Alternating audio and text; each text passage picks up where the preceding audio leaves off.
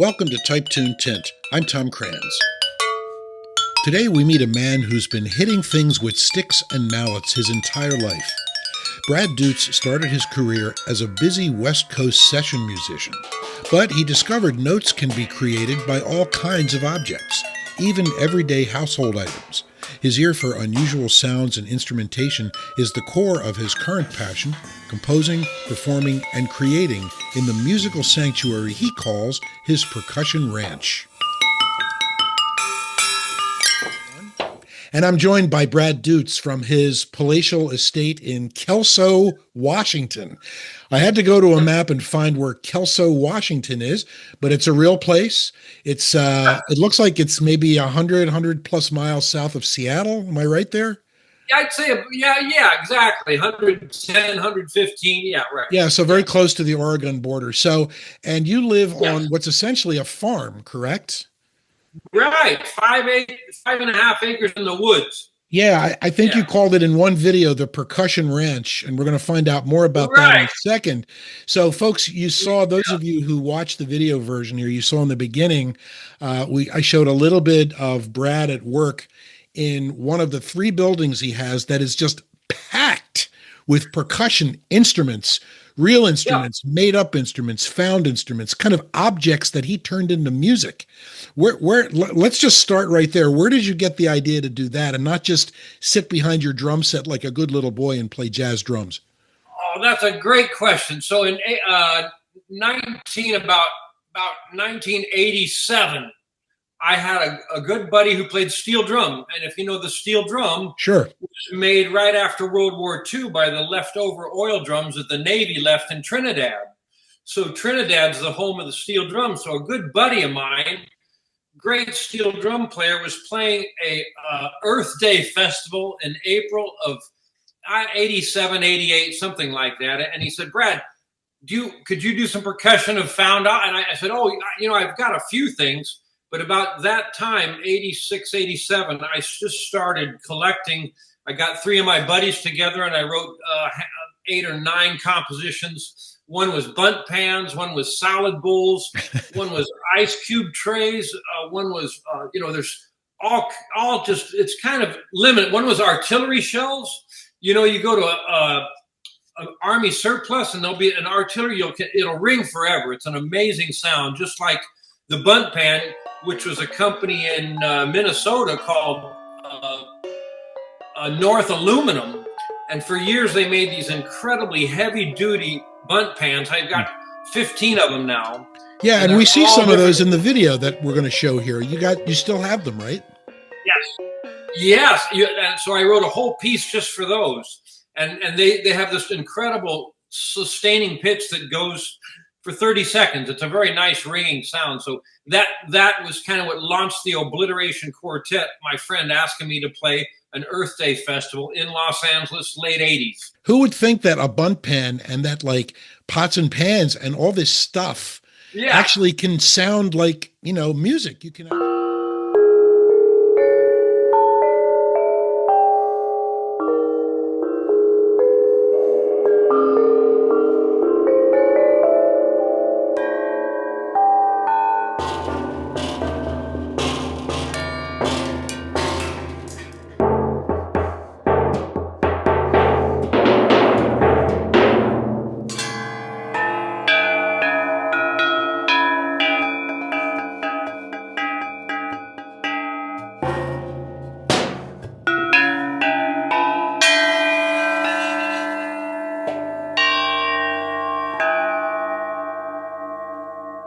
You started way years ago as a child with an interest in music. I think you were like, 9 or 10 years old. Tell us about how that started. Well, 10. My mom is 91 now, and when she was about 30, she got me into piano playing. And so, I have a piano here from 1966. I started playing when I was 7. And then she was going to college for her a church choir degree to teach choirs in church. And she found another student who was a marimba player. And so I kind of liked piano, but I was much more into drumming. And so she got me a little tiny marimba, a student model marimba in about 1970 or 69. And so I started on marimba at about 10, but I had a couple of years of piano. And from there, you go to middle school and I got into drum set and all the hand percussion and everything else. So yeah, I started at 10, really pretty much percussion. And you've been playing ever since, pretty much, right? I mean, you've been playing something, you've been whacking some kind of instrument with mallets or drumsticks since then. Every day, yes, absolutely. So is this how you made your living, or did you have a day job at some point? No, I went to college to get a music degree in Denton, Texas, University of North Texas. Got my degree and then moved to LA in 82. Yeah. And so then you became a regular full-time musician. I was a full-time player. I got on an R&B band for a half a year, and then I had friends on Maynard Ferguson's big band who called me, and I was with Maynard from 84 to 85. Really? So if I can find a video of Maynard Ferguson's big band during that year, I'll see you playing the drums? Percussion. Oh, percussion. Ray Brinker's a great drummer, still in LA, and Ray Brinker was playing drum set, and I played hand drumming, Gotcha. Timbali. So this was really early when Maynard kind of went from a 15-piece big band to a 10-piece band, became 5 horns and 5 rhythms. So he really became a little bit more funky and modern in the early 80s. So as a session musician, you basically play with a lot of different people, right? I mean, it's whoever wants to hire you for literally a session, a studio gig. Who are some of the other people you played with? Anybody we might recognize? Yeah, because in about 86 and 87, I met a great composer who's still up here in Washington named Ron Jones. And Ron Jones in 87, 88 got the Star Trek The Next Generation. Yeah. So I played on a bunch of the Star Trek Next Generation soundtracks. No kidding. Yeah, because of Ron Jones. And then I just did all kinds of different jazz gigs and recordings and records and CDs. I mean, this is about 83, 84. CDs became really popular. So my first recording was on records in 79, 80, right? 82, 83, 84. I got on one of my first records with Jeff Berlin, the bassist, who's now in Florida. It was Tris Imboden on drums, and it was really a fantastic experience. Just a great quartet. But that started my recording kind of thing, and then also the 80s, I met this guitarist named Scott Henderson, and I did 4 records for a band called Tribal Tech. Okay. And then I just started freelancing and did a bunch of mostly jazz records, but all kinds of TV and film. So were you primarily playing drum set, marimbas, or did you play all kinds of different things for these gigs? I really got hired for my 40 years as a vibus, marimbas, and hand drummer. Really? Okay. I mean, now most of my gigs are solo jazz vibes at wineries. That's what I'm doing in the Northwest. Yeah, when I'm not recording at home, I go and play. Last week I played 3 hours solo at a great little winery here in Kelso. So you just stand behind a set of vibes and play what, standards or stuff that you make up just for mostly standards, but I also bring some of my own tunes. Cool. Just to make it variety. Yeah, just to play. And it's really good for you, Yeah, I guess. Because you're not depending on a rhythm section. You're just, I got to be the bass, the melody, and the changes. Well, you can do whatever you want too. Yeah, you can take it out, take it free, Are you still composing also? Or are you just playing? Absolutely. Or are you doing both? Yeah. I'm doing a lot of composing, 15 recordings, and they're all on the Bandcamp site. So I did an octet and a septet and a nonet and a tentet and a bunch of quartets, trios and quartets. They're all on the Bandcamp. You mentioned octet. Would that be Oliver's Occasionally Odd Octet? Exactly. I'm going to play here a tune from Oliver's Occasionally Odd Octet. And this is you, Brad Dutz. And who else are we going to hear on this? What other instruments are we going to hear there? Chris Wabish on drums, and he helps me co-produce and record. Chris Seimer, who lives up in Seattle. Chris Seimer, who Don probably knows, and Chris Wabish. And then me, and then after there's us three, there's 5 horn players. It's the chairs are clarinet, bass clarinet, trumpet, and then a French horn and tuba very often. And what are you playing here? I'm playing almost every cut is either vibes or marimba Gotcha. and hand percussion. But the drum set is Chris Wabish. Okay, so without further ado, folks, listen up. This is Olivia's Occupation Offers.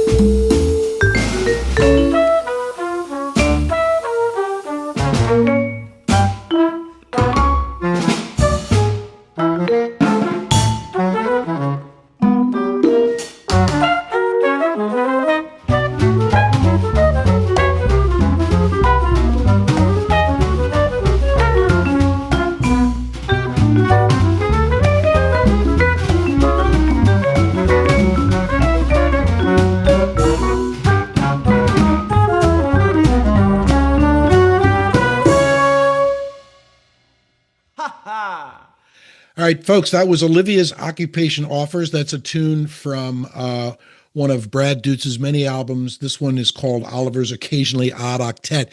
And, you know, you heard for yourself that there's a really unique combination of instruments.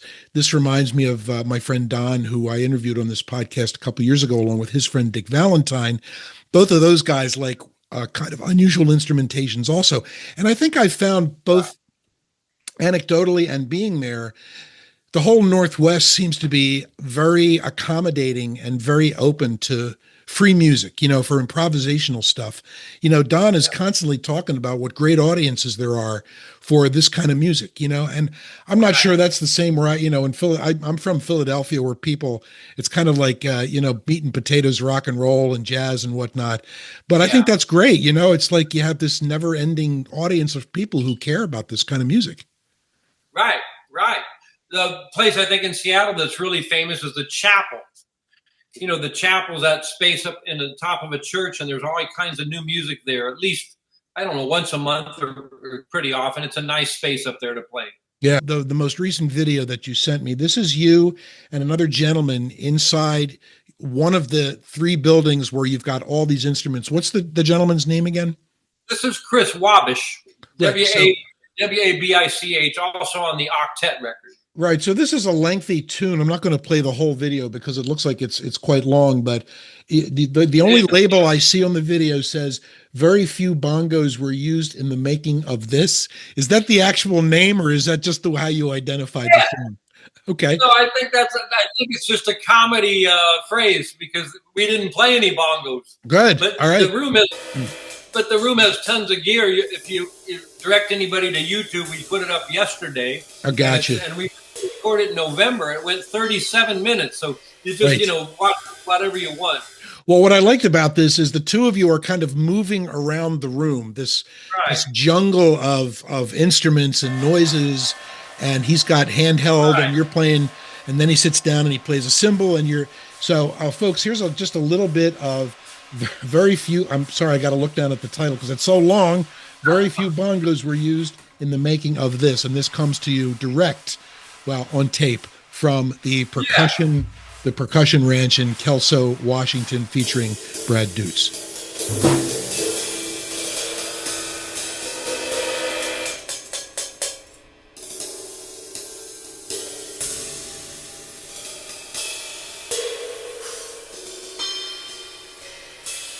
What's a typical day? Do you actually play and compose every day? I mean, do you sit down and make noise and play and then compose? Do you do this every day pretty much?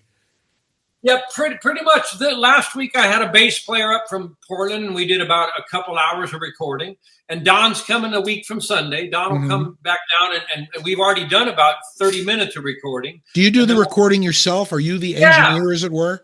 Yeah, right here in this room on this computer, I have Digital Performer and an interface that you put the microphones into, and we just set up the mics and hit record. Like Don and I just planned, okay, let's do a drum set vibe piece and 2 drum sets and a percussion with congas. So we're going to continue that and next week in the barn. Sometimes I'll just start at the piano and sketch some melodies and try to turn it into something. Okay, so that leads me to my process question. I like to ask everybody, what is your actual process for, writing or creating a song? Do you, are you sitting singing and cooking shit up in your brain while you're cooking a meal? Do you yell things into your iPhone while you're at a red light? Or do you actually sit down at a keyboard or at the marimba or at the drums and actually say, all right, this is the tune? Or do you just does it just kind of come to you? What's your process for that? I think I look at the process as a project. I knew me and Don are doing a duo, so I wrote some duos. The octet you played, I figured 8. So that's 8 people. It's eight movements. Everything is in 4 or 8 beats. There were 8 chords. And so I wanted 8 different tempos. So I used the octet or the septet or the nonet or the tentet, the 4 large ensembles I've done. Those have started with a number, literally. Not that I'm writing from math, but that was the motivation to create the septet, which is going to come out this year, the octet, which was a couple of years ago, the nonet, which was 8 or 9 years ago, and the tentet, which was 6 or 7 years ago. But since I'm working now with duos with the bass player or with Don, I'm sitting down at the vibes or the marimba and then creating a tempo first and then a feel and basically then I know it's either acoustic bass and vibraphone or acoustic bass and marimba. Okay. Or if Don comes, I know that it's a drum set and percussion or 2 drum sets or timpani and gongs. So it's kind of cool to have the people in mind. That helps me motivate the composition when I have the project a little bit in my brain before I just start. Right? Sure. The other one, Tom, I did just last month is completely solo projects. It's 13 different solos. I hadn't done a solo record in my life where it's just me. So that the first one came out literally 3 weeks ago, and the second one comes out a week from Friday. Oh, sweet. It's just solos only, and they'll be on braddutz.bandcamp, and that's one piece on vibes, one piece on marimba, one piece on timpani, one piece on congas. Oh, no kidding. Yeah, so each piece is a totally different instrument. So you just mentioned that you have stuff on Bandcamp. What is, people want to find your music, where do they go? Yeah, you put Brad Dutz, BRADDUTZ.bandcamp.com. And there you are. So no other website, no other social media? No, I just really wanted to focus on that because, again, paying for a website, that's a little more, if I was maybe working in a big city, that might, sure. But this is just, now I'm concentrating on my music, so I just focus on one site, and that's Bandcamp, and they do really well. I upload stuff, and I sell usually a few records. It's a miracle. It was great that we were able to do this. I want to go out with one more of your tunes, and this one is from an album called Why Does Ice Float? Yeah. And I love that title, and there is a title tune, but that's not the tune I'm going to play. I'm going to play you a tune called Predators Return from Beyond. And there's brass in here, there's you on the marimba in here, and I kind of like, this is a very melodic, got a little mystery going on here. What else can you tell us about this particular song? Anything special? I believe it's a trio with my son and a bass player, John Kuzin, and my son's Jasper, and that record started as a bunch of string quartets. If you'll check, if people listen to it on Bandcamp before you buy it, you can just check it out, right? And there's about 4 string quartets with percussion. And then I made the project a little bigger by adding a few trios. Gotcha. So that has a few trios that are with a horn and bass, and most of the record is string quartet and percussion. Got it. Well, the music's fantastic. So you mentioned twice now, you have a son or more than one son who actually, you have one son. Yeah, so it's in the genes, obviously, right? Yeah, he's a New York City saxophone player. No kidding. Yeah. What's his name? Jasper Dutz. Cool. Yeah, Jasper. He's on the octet too. If you see the octet or this record, I always get him to play. If I fly him out here, or I fly there, I record him, or he sends me tracks through email, and it's just been great. I've learned a lot about bass clarinet and saxophone because he's been a saxophone player since he was a little kid. So that's been great to learn. I've been just learned a lot from that. So, which is very good. Well, as I said, thanks for being with me. This was a real privilege, and I am a lapsed drummer myself, but people like you just fascinate the shit out of me. You're not just sitting behind a drum set. You find music in all these different. This reminds me of every once in a while when I was in downtown Philadelphia, you would see a little kid, playing the drum on like an overturned water jug, one of those big water jugs. They actually make a decent sound, or a large, like a 5-gallon jug that might have held margarine or something. And he's playing them with drumsticks, and it's like, wow, that actually has some good resonation. Yeah, water. All that. Sure, absolutely. It's a great thing to do. In May I did a concert, and the composers wrote for paint buckets. It's like it's getting. Well, John Cage started it, in the 30s. He did. Yes, absolutely. Started doing, music for living room furniture and stuff. And he actually brought the found objects really into, a lot, probably more than most people. And then it just kind of grew from it. So we almost have 100 years of found objects, really. It's just never been popular. Okay. But it's fun. It is. Yeah. Well, we go out again with Predators Return from Beyond from Brad Dutz's album, Why Does Ice Float? Brad, thanks again. Be well, and I'll see you on Bandcamp. Okay. We'll send you the new stuff when we're done. All right, man. Take care. All righty. Thank you.